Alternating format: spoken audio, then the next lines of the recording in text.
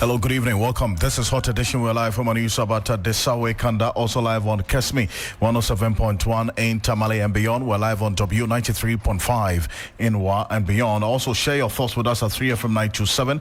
Read out to you and to the rest of the world. This evening, President Mahama dissolves National Cathedral Secretariat with immediate effect. Meanwhile, the President has directed the Attorney General to take steps to terminate contract on the stalled National Cathedral project. Stay with us. We've got details for you from the presidency shortly.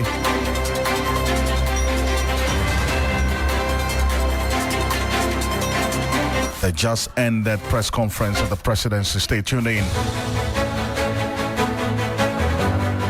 Also, the new Patriotic Party begins reorganization process towards 2028 elections as it holds its National Delegates Conference this weekend. Stay with us.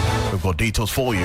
Also, this evening, the Parliamentary Select Committee on Defense and Interior meets security capos over ablekuma North violence exactly a week ago. Stay with us. We've got details in the world of business and sports over the next 1 hour here on Hot Edition. Let's settle for a summary of the news now. Enyonam Haligah is here.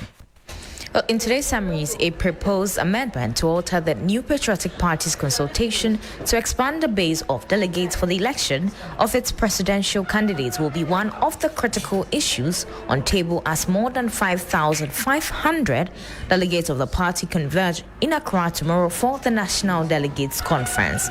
Now, the World Bank has called on the Ministry of Finance to fast-track parliamentary ratification of the $125 million additional funding package for the West African Food System Resilience Program.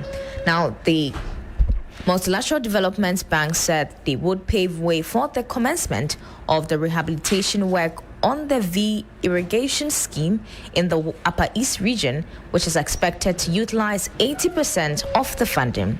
The Nairi of Mamprogu, Na Bahugu Wahami Abdullahi Shigriga has offered to make some concessions in the Boko conflict mediation necessary to bring lasting peace to the area.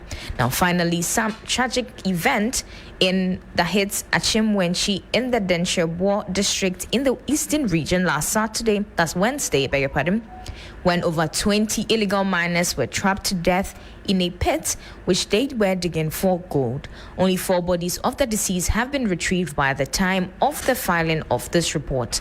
An eyewitness who wants to remain anonymous told a team that illegal miners blocked the Brim River to prevent it from flowing into the pit, and which they were carrying out some illegal activities. Thank you, Enyonam. Let's just stay a bit more into the matters here on Hot Edition on 3FM 92.7, also on Kesmi 107.1 in Tamale and beyond. We're live on W93.5 in Wa and beyond. This evening, President John Dramani Mahama has dissolved the National Cathedral Secretariat with immediate effect and has ordered the Attorney General, Dominic Ayine, to take steps to terminate the contract on the stalled National Cathedral project. The Attorney General is also to take legal steps to dissolve the Board of Trustees of the National Cathedral. Now, this move follows damning revelations contained in the audit report on the project conducted by international auditing firm Delloitte. Now, the report, amongst others, revealed discrepancies in the contract and payments to the contractors. Minister for Government Communications, Phyllis Kwachofosu, at a news conference said, contrary to claims that the audit made no adverse findings, the findings are rather troubling. This is what he said just some few minutes ago from the presidency earlier today. President John Dramani Mahama has directed that the following steps be taken. 1. The National Cathedral Secretariat, which used to operate from here at the presidency, stands dissolved as of 1st May 2025. Now, the National Cathedral Ghana was registered limited by guarantee. In view of that, the Attorney General has been directed to take legal steps to ensure the dissolution of the Board of Trustees. And we expect that to be done in the coming days. Now, 3, the President has ordered that in the interest of transparency and accountability, the Deloitte and Touche audit reports will be published immediately after this briefing. So we will share copies with you, media men present, and we'll also put it out on various portals and social media handles so that the public can access it and review the contents for themselves and see whether the claims that some individuals have been exonerated is borne out by the contents of the report. Now, despite the damning findings contained in the Deloitte audit report, it does not cover the full scope of operations of the National Cathedral Secretariat and the project itself. The Auditor General has therefore been requested to commission a forensic audit into the National Cathedral project and the activities of the Secretariat. Now, the Attorney General and Minister for Justice has also been asked to take lawful steps to ensure the termination of the contract to prevent further costs and losses to the state. As I indicated, because of how lopsided the contract is, even as the contractor has ceased work at the site from March 2023 to date, he still continues to accrue payments. And we find that this will impose significant costs on the state, and therefore President Mahama has ordered the Attorney General to take legal steps to terminate this lopsided contract so that we save on costs that will accrue to the state. Now, after the forensic report, after the forensic audit, decisive action will be taken regarding any impropriety determined and the future of the project itself. I must indicate that the National Cathedral project is one of the many cases being investigated under the oral initiative. And once the forensic audit findings become available, they will add onto the body of evidence that will be looked into. And based on the determination that is made in terms of any act of impropriety, persons responsible will be held accountable. As Phyllis Kwachofor said, that this was not the only matter that came up today. From what we're hearing, based on the findings, the President has issued the following consequential directives. And then also we're getting details that the adverse findings point to rather matters that the Attorney General has also been directed to take interest in. That available evidence indicates that, contrary to the widely held view that total payments and commitments to the National Cathedral project amounts to $58 million so far, there is actually an additional outstanding payment of $39 million due the contractor. Now, when added up, this brings the total costs incurred so far for the whole that sits at the site of the project to $97 million. Also, due to the lopsided nature of the contract, additional costs continue to accrue daily, despite the cessation of work on the project since March 2023. Now, I want to take you through some of the findings contained in the audit report, because there are those who have claimed that this audit report in question exonerates some persons. Now, let me touch on discrepancies in consultancy fees paid to Sir David Ajayi and Associates Limited. The audit report reveals that there were troubling discrepancies in consultancy fees paid to Sir David Ajayi and Associates Limited for the mobilization and design of the National Cathedral of Ghana.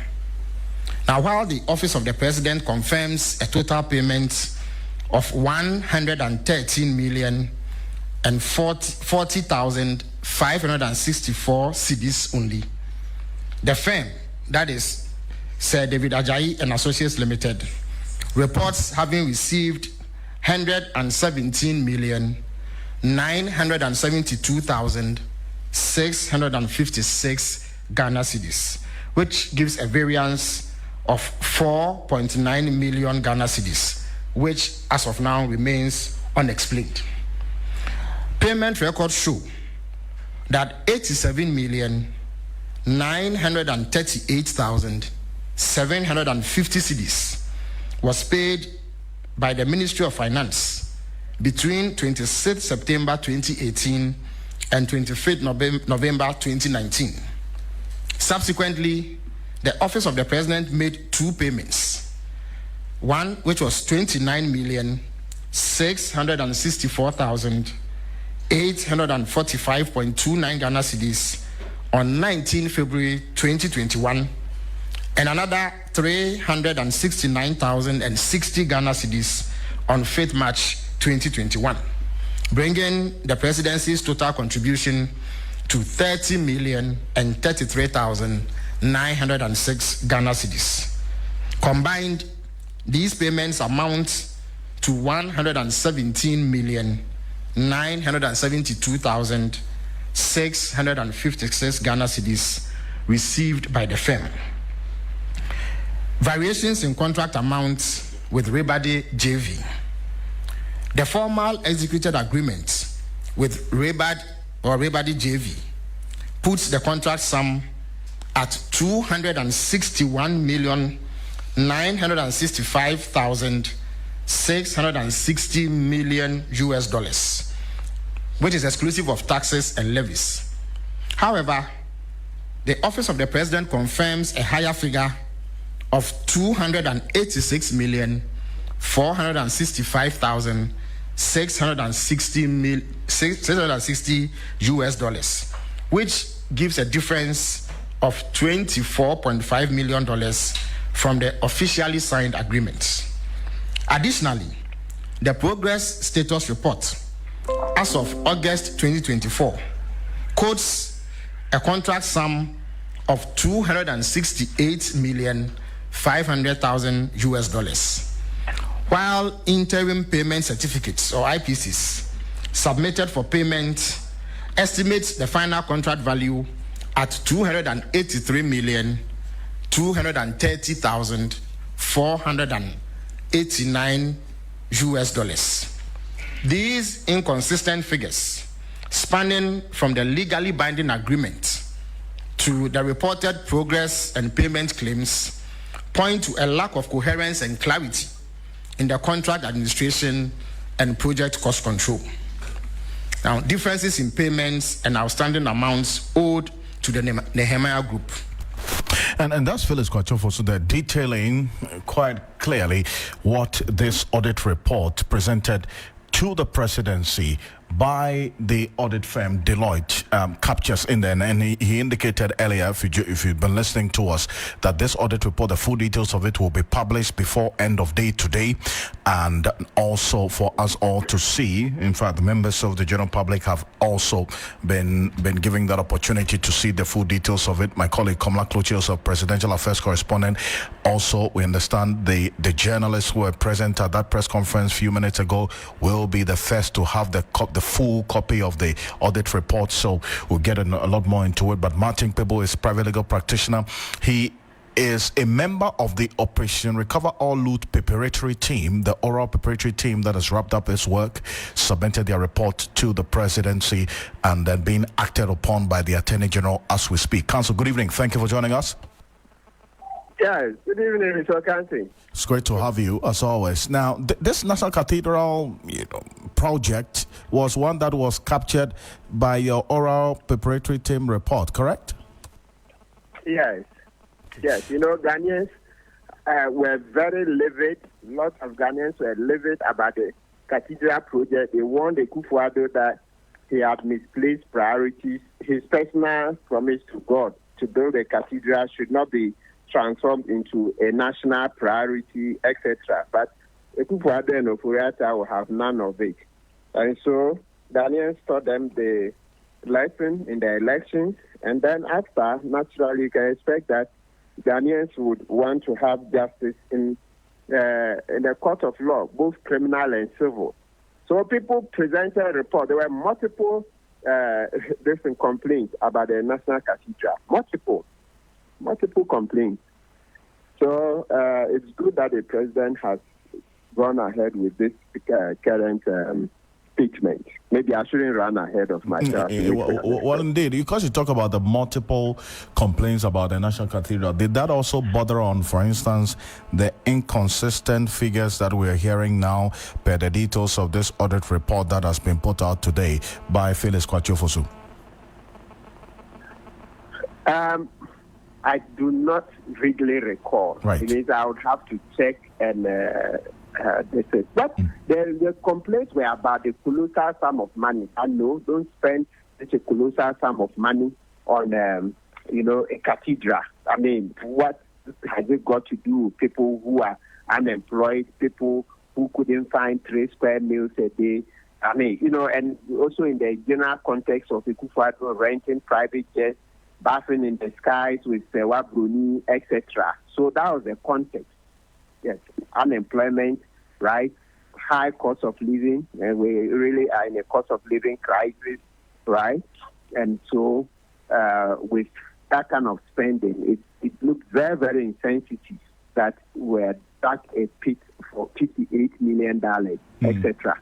That was what people were complaining about. Right. But hearing this detail today, how does it strike you that this audit report uncovered financial irregularity involving consultancy fees paid to Sir David Ajayi and Associates in connection with the design and mobilization works for this controversial National Cathedral project? According to what we just heard, the audit report presented by the Minister of State in charge of Government Communication, Felix Kwatiofosu, there exists an unexplained variance of 4.93 million Ghana cedis between official records and the firm's reported receipts, while the Office of the President is maintaining that a total of 113,040,564 Ghana cedis was disbursed. Sir David Ajayi reports having received 117,972,656 Ghana cedis. Council. I'm not that surprised. I'm not, because, we've always suspected that the contracts, etc., were riddled with corruption. Okay? Yes. So it's not surprising. And as I thought it would be worse than what we are reading. Yes. Okay? Yes. So we thought it would be worse than what we are seeing now. All right? So I'm not surprised at all. Some of the figures, look, to put this in context, let me tell you, even the Burj Khalifa, if you look at the cost of the drawings, etc., when you check online, the highest account is about $5 million. The Burj Khalifa, the tallest building in the world, because at some point you read that it's 1.5 million, then later some other people brought in some other calculations and said, no, it's about 5 million. Listeners can double check. You won't see the cost of the Burj Khalifa going as high as ours. So for me, those days when we're complaining about the payments to Ajayi, etc., they said David Ajayi hasn't he been stripped of the title set? The case he had in the UK with the 3 women who complained. Well, there's no record. We'll check it. As to whether, yes. So just call him David Ajayi. Let's go. Right, because of his case, yes. I think we must have been straight, right? So as soon as arguments came out that the architect who designed the Burj Khalifa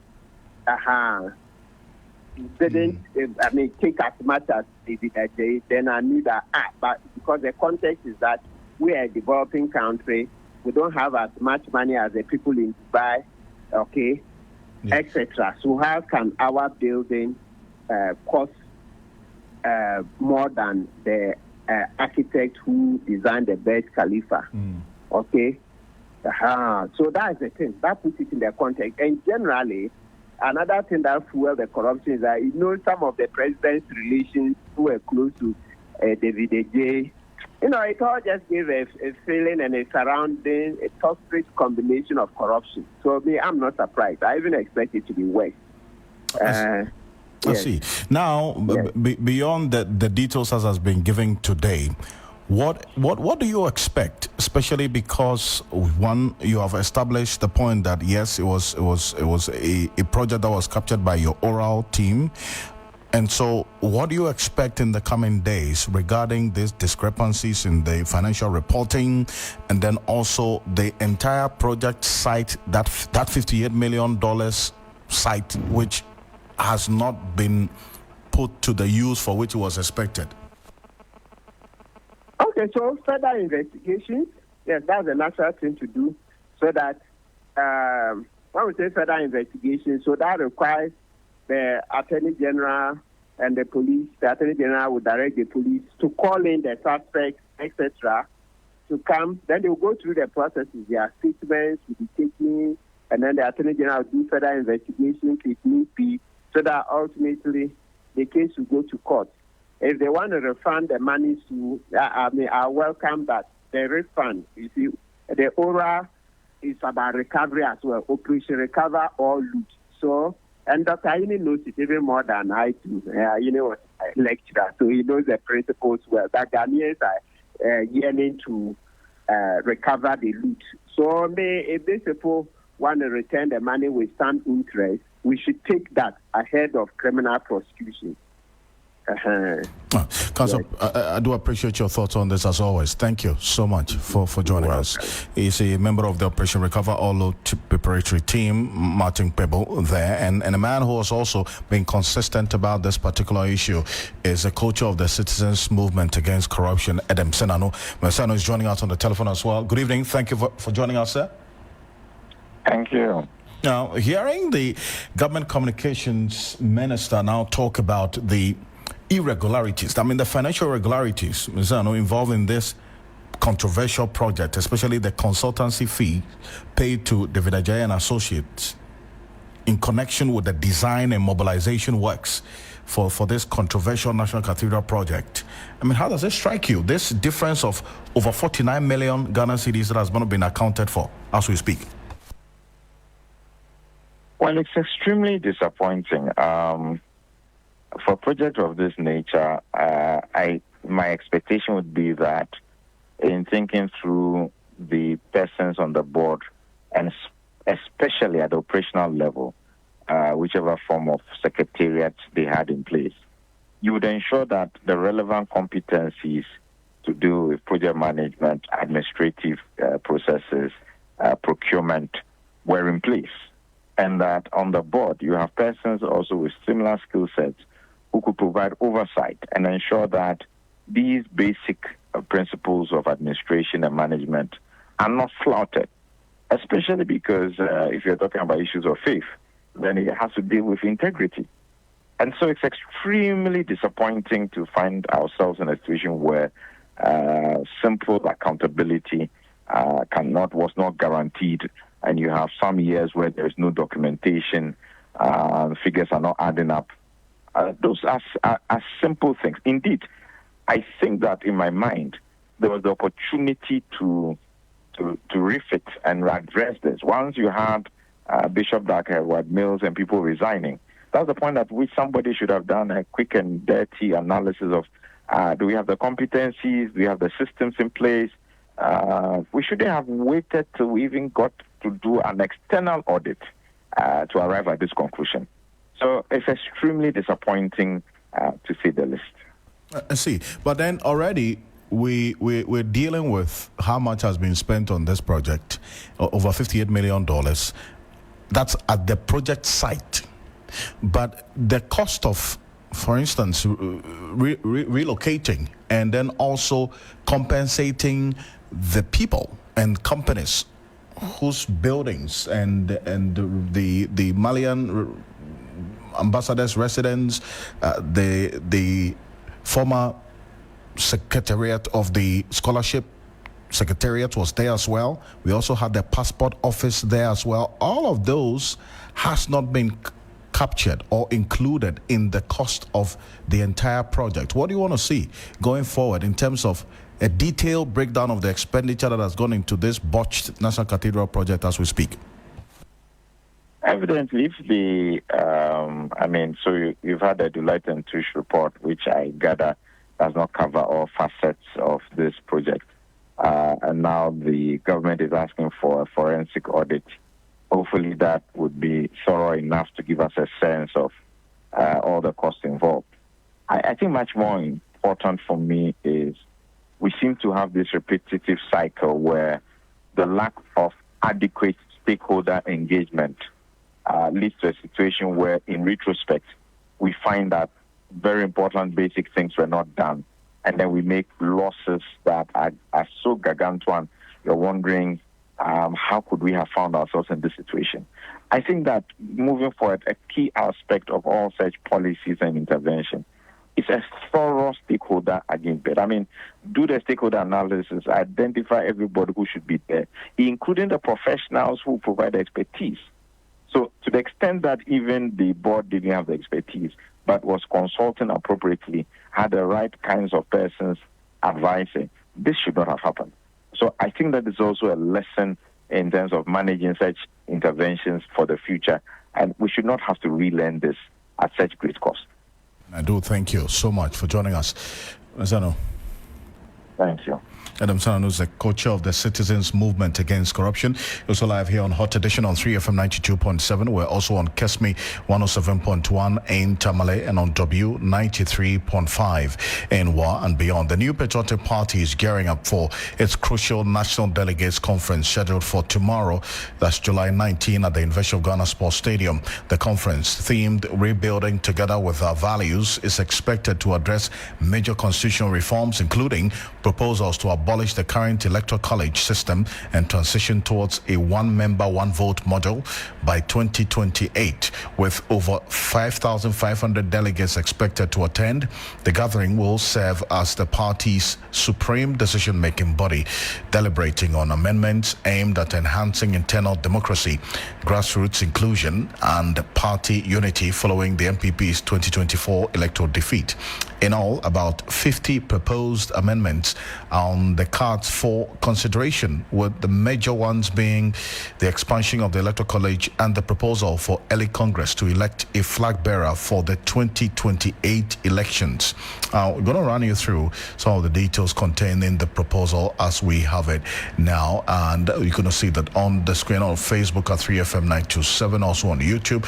And these are the proposals: the abolition of the delegate system, of choosing officers and candidates for all card-bearing members in good standing. That's a proposal by Boache Jaku, one-time flag-bearer hopeful of the parties, indicated that court will need to have an expanded participatory nominating process based on the experiences in recent elections. He says the party must come to the understanding and believe that the voters, when giving the choice, will ultimately make better choices than any outside group, individual, and then also other persons in terms of the set of operations or activists.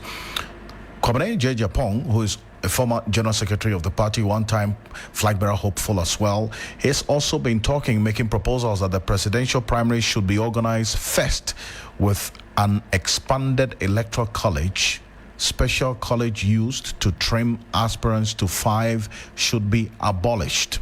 He also makes the point that to reduce tension associated with the numerous elections the party conducts at various levels ahead of the presidential candidate election, it is proposed that the presidential primaries be held first after the expansion of the electoral college. So that's his position on this matter. That's been really contentious going into tomorrow, the decision and the proposal to have the election of the flag bearer on the 31st of January. Well, Peter McMahon as well, as a former chair of the party, says that abolishing delegate system of choosing officers and candidates for all card-bearing members in good standing is one that also he has expressed his view on, together with Gary,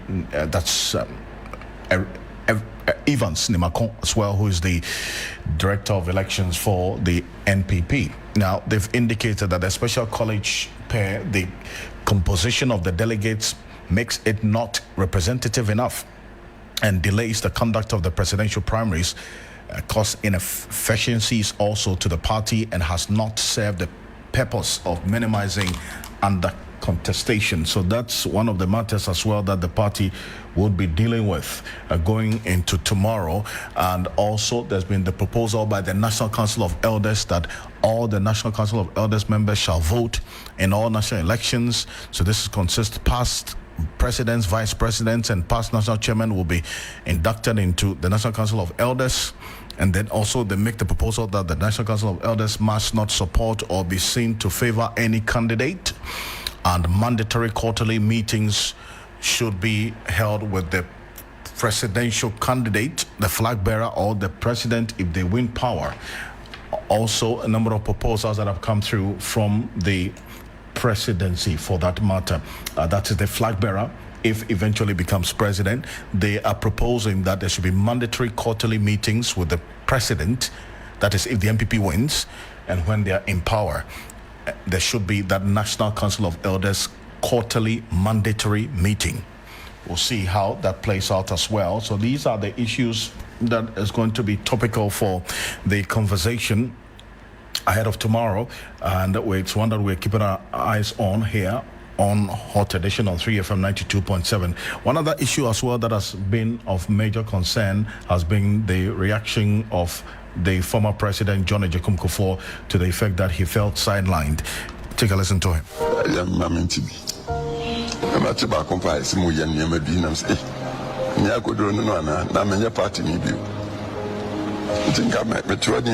So Ghana political party, political history. I can't say UGCC, but if 47 69 was there time nearly power for Ghana. 2 years, 3 months, was there time. Me 69 might be 30 years and be a member of Parliament, be a founding member of Progress Party. That's the former President John Agyekum Kufuor there. And this particular statement got some reactions and responses as well from members within the party. Nana Komia, who was instrumental in the Dr. Mahmoud Bawumia campaign ahead of election 2024, yesterday on a car-based radio station, Joy FM, indicated that he does not think it is possible that President Kufuor would not be invited to meetings of said organs. The former President Kufuor is a member of all the party's national decision-making bodies, with the primary organ being the steering committee of the party. He also indicates that per the engagements as he is aware of, the decisions are subsequently reviewed by higher committees. The former president has designated 2 people in his office to receive all official invitations on his behalf. So he does not think that the complaint that he has heard President Kufuor make has to do with his invitations to the meetings of the party. This Professor Samuel Edujemfi is also a political scientist and a lecturer at the Kwame Nkrumah University of Science and Technology. He had this to say after all of this and the developments involving the former president John Agyekum Kufuor. Have been producing presidents for us in many respects. They have been governing this country in the Fourth Republic, alternating power between themselves. If we are not careful to think about the MPP in its current form and to say that they need to do what is right, make appropriate consultations and support themselves to ensure that the party is able to produce its kind of leaders who will be cut and fit for purpose in terms of delivering the public good for this country, will end up seeing a moribund party that will not be able to give us viable alternatives. Today, we are talking about former President Kufuor. At least we know the comment he's passed is out there. It draws our attention to history, his own institutional memory and knowledge, and the fact that he is not, excuse my language, he's not in a vegetative state. He is strong, he's active, his knowledge, his mind is alert, and he is available to be consulted. It's not as if he's shown a certain, if you like, cause to suggest that he is not interested in the party or he's not interested in offering his ideas to support the party.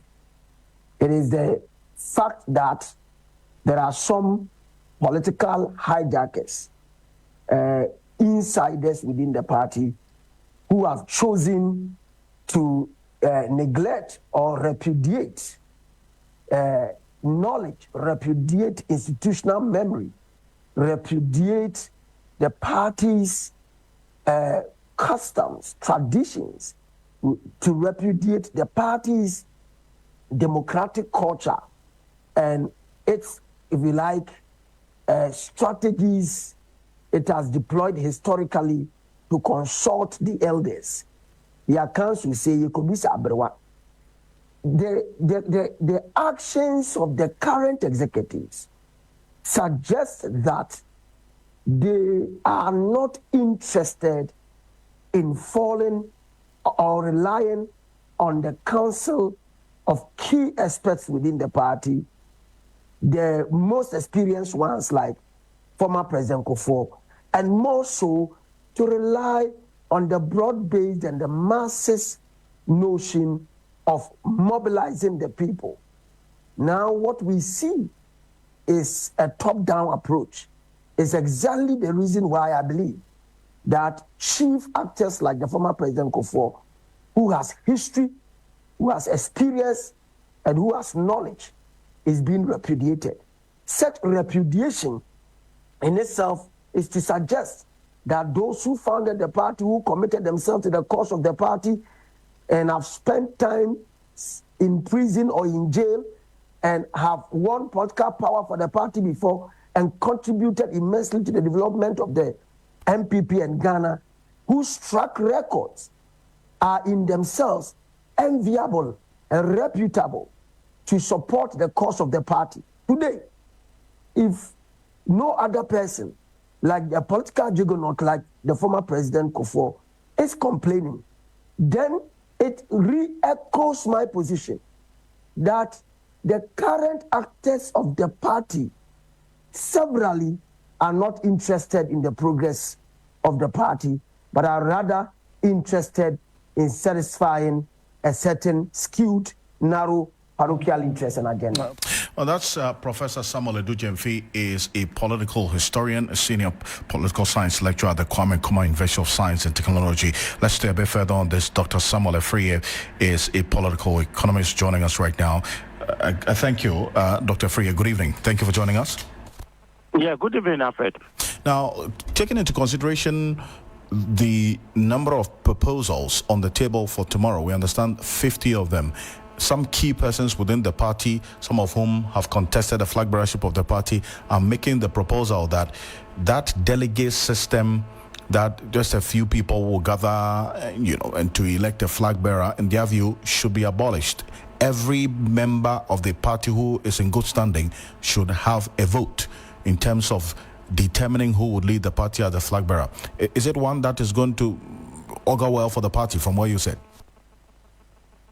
Yes, Alfred. This is for your listeners. The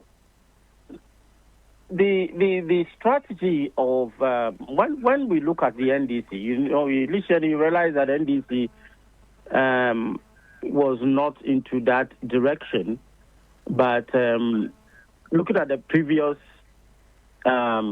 elections in terms of electing their presidential candidates, you realize that they expanded their roots, that is their background, that is going to the lower level. And this has helped the party for a lot of people to be in a participatory mood. If you compare with the MPP is being seen as few people that will come in to elect their parliamentary candidate at the same time presidential candidate. And this kind of system where few delegates are being used to elect these people has not been helpful to their party. It has rather made the party to be seen as for a few.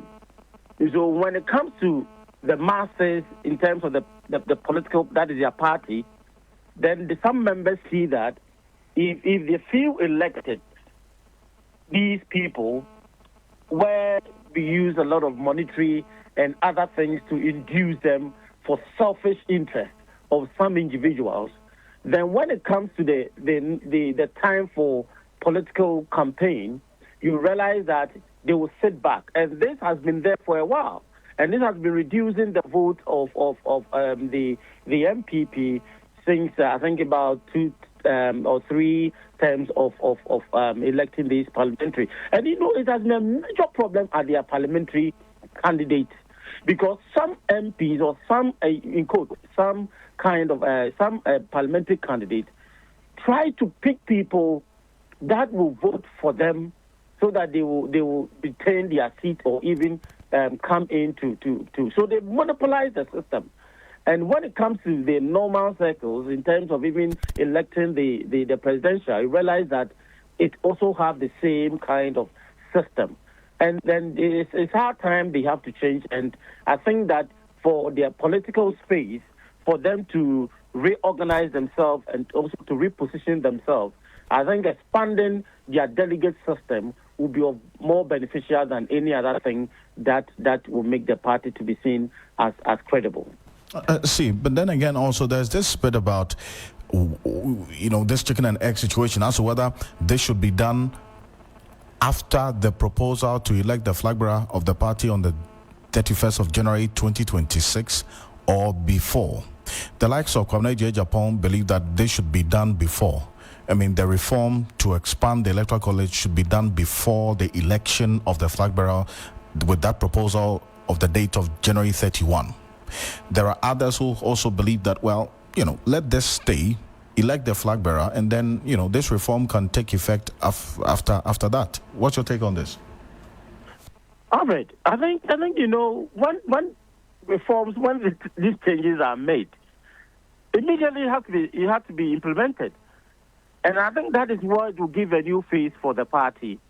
Because you don't expect that the changes, let's assume that tomorrow they will make the change, or they will agree to that kind of having more delegates to being part of their elections in terms of internal elections. And you say that we should wait for presidential elections, that is 31st January. No. The moment the change is made for the interest of the party, they have to start implementing it so that they will elect the parliamentary, the presidential, and also use to elect other executives. You don't expect that you use the old system to elect a presidential candidate and then you use the new system to elect other executives. This will be unfair for internal elections. So once the change is made tomorrow, then the party executives need to implement it immediately so that it can be used for the presidential elections in January 31st.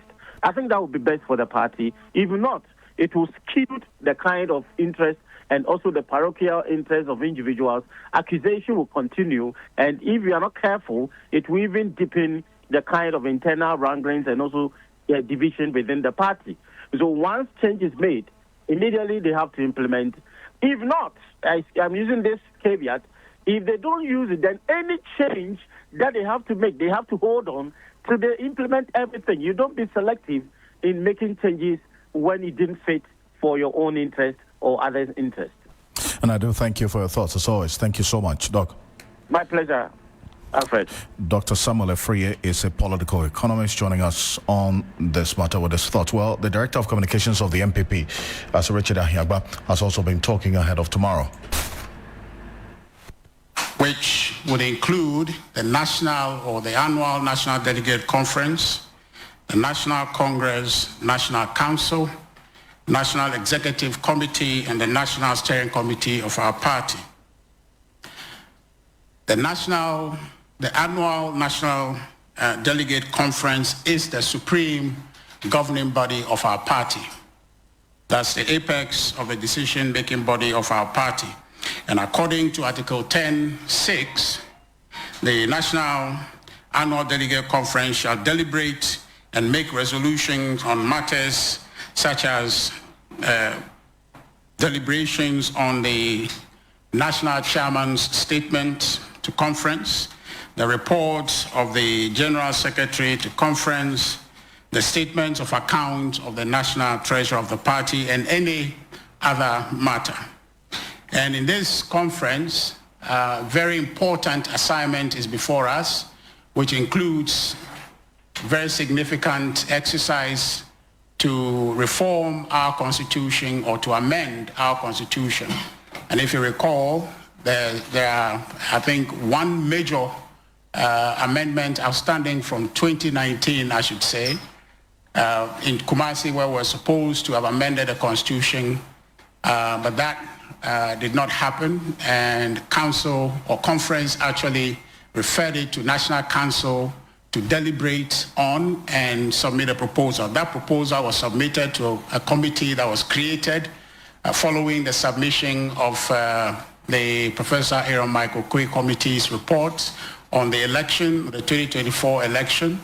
That report, which is a package of amendments from the 2029 Annual National Delegate Conference, and proposals resulting from the report of the Michael Quay Committee and other amendments submitted by the party members are part of the bundle of amendments that this conference will consider.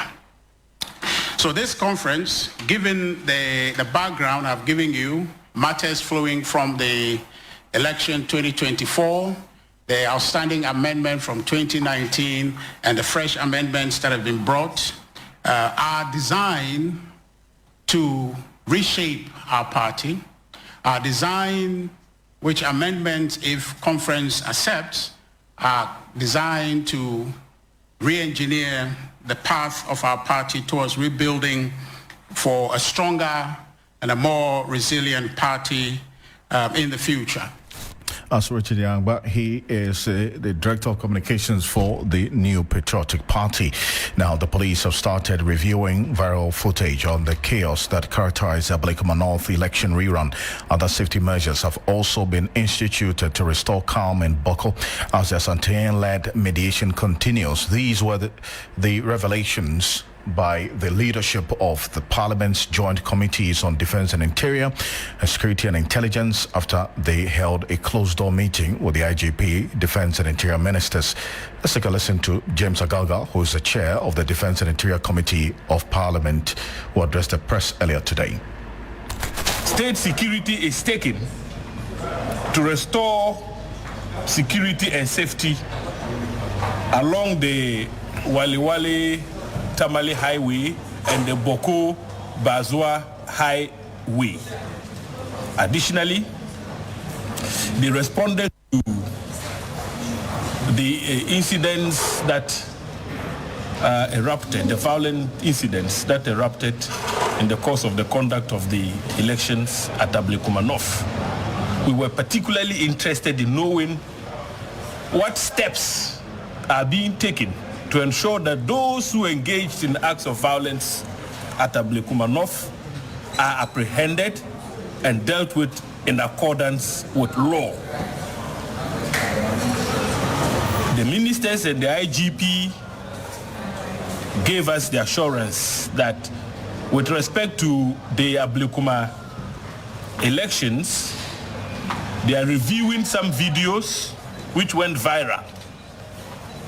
And in due course, the perpetrators would be arrested and dealt with in accordance with law.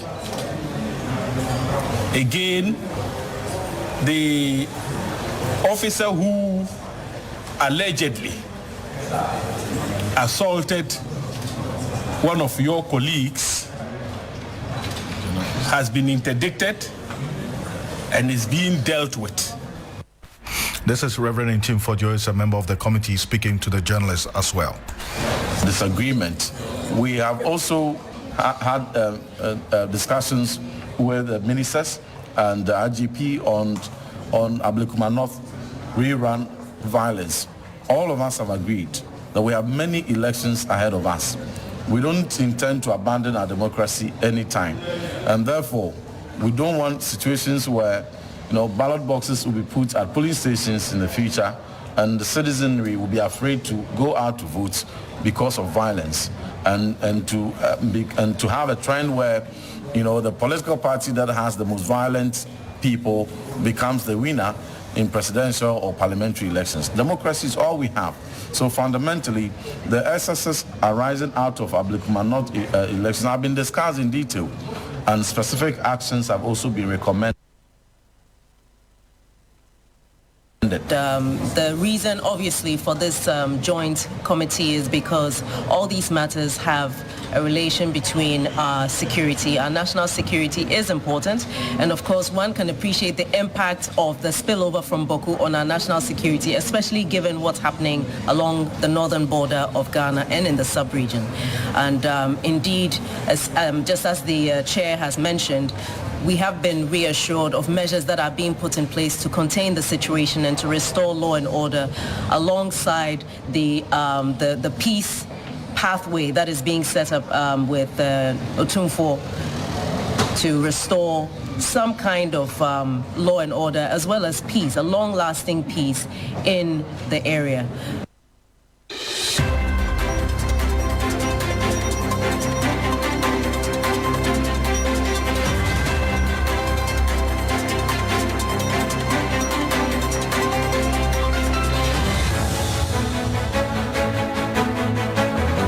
Also live here on Hot Edition, Bismarck Ebusa is standing by with the latest in the world of business after this quick break.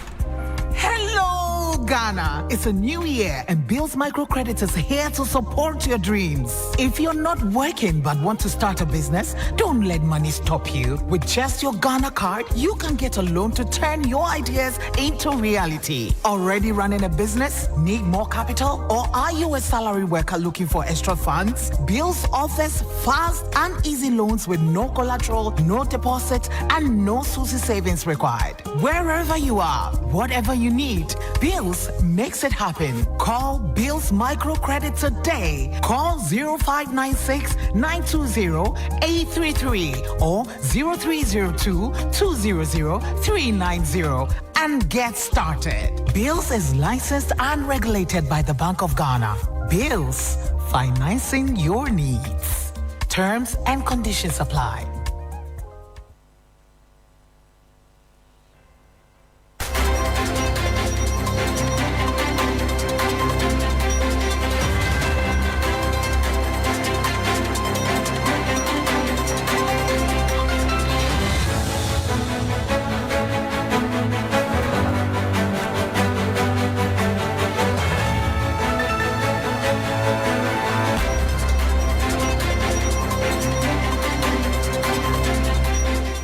Hello, good evening and welcome to the business segment on Hot Edition on 3FM 92.7 with me, Bismarck Ebusa. Coming up tonight, Bank of Ghana Governor Dr. Johnson Isiama warns against artificial controls on the cedi, urging allowing market forces to determine exchange rate as misalignment persists.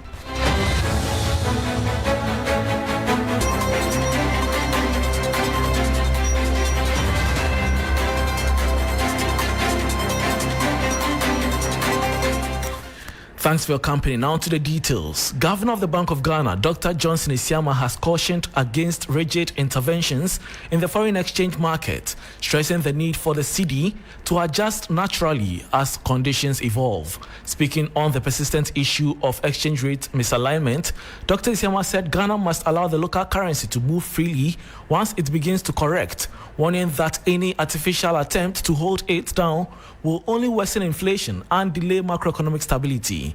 He also underscored the importance of monitoring the real effective exchange rate, a key indicator of whether the cedi is overhauled or overvalued or undervalued in managing the country's external competitiveness. What we have is a managed float system, and that system is appropriate for our kind of, economy. Now, as it moves, as it continues to move flexibly, it's actually protecting the country. It's responding to a number of, variables in the country.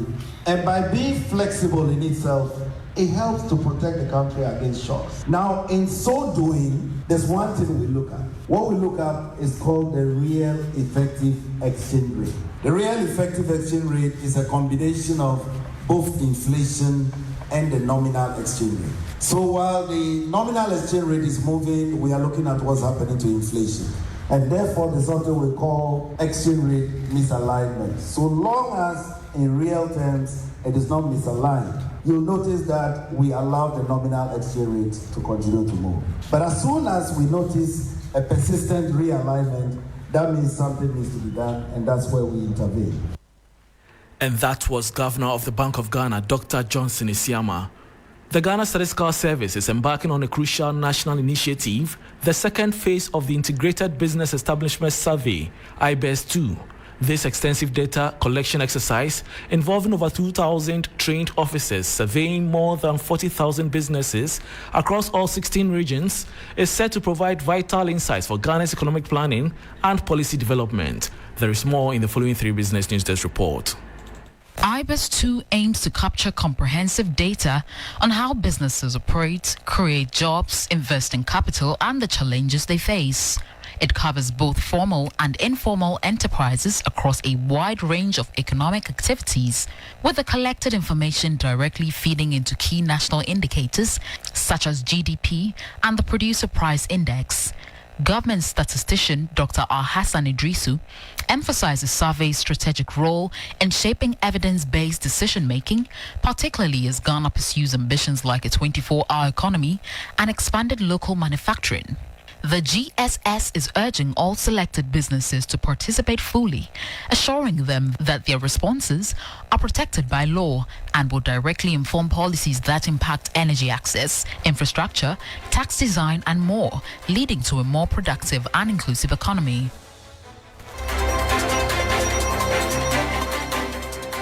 And that was a 3 Business News Desk report, bringing us to the end of the Business News on Hot Edition on 3FM 92.7 with me, Bismarck Ausa. Bill Eshen is here for sports. Please stay.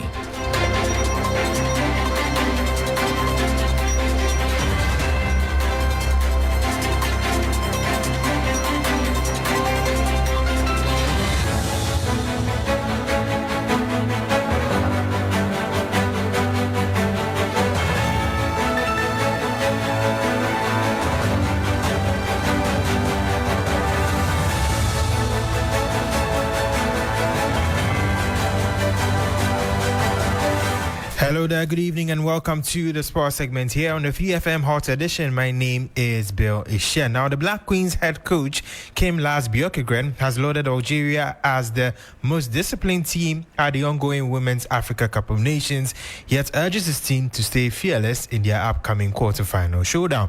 Now, Ghana will face off against the North Africans on July 19th at 4 p.m, vying for a spot in the semi-finals for the first time since 2016.